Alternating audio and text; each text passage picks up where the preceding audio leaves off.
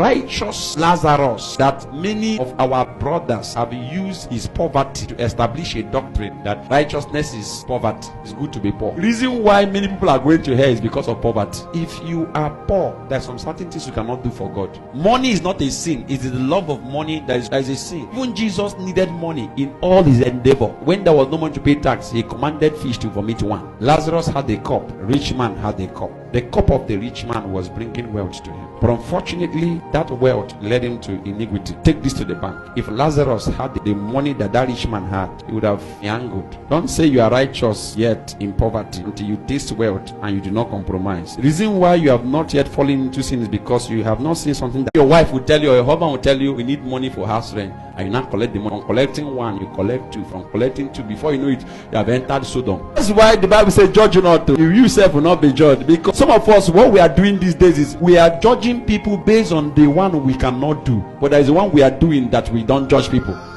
So we call selective judgment. Because you know the thief, they call thief. But you have fornication. So the point is, if God's grace does not help you, your righteousness is in vain. All the things we are doing, we ask God for grace to advance in that cause. So Lazarus was broke. The Bible recorded that he was receiving bad things. And one of the evil things we found out that Lazarus received was poverty and health condition. One of the good things that the rich man received was wealth, blessings, and health. Lazarus already tasted hell while he was on earth. The rich man tasted heaven while he was on earth. But unfortunately, the rich man tasted hell after he have enjoyed heaven on earth. Lazarus tasted heaven while he have enjoyed hell on earth. I don't want to be like the rich man. I don't want to be like Lazarus. I want to be like Abraham, because Abraham had a bosom. He enjoyed wealth on earth. Not only did he make heaven, there is a portion in the spirit allocated to him called Abraham's bosom. Even though he was a landlord on earth, he was a landlord in heaven.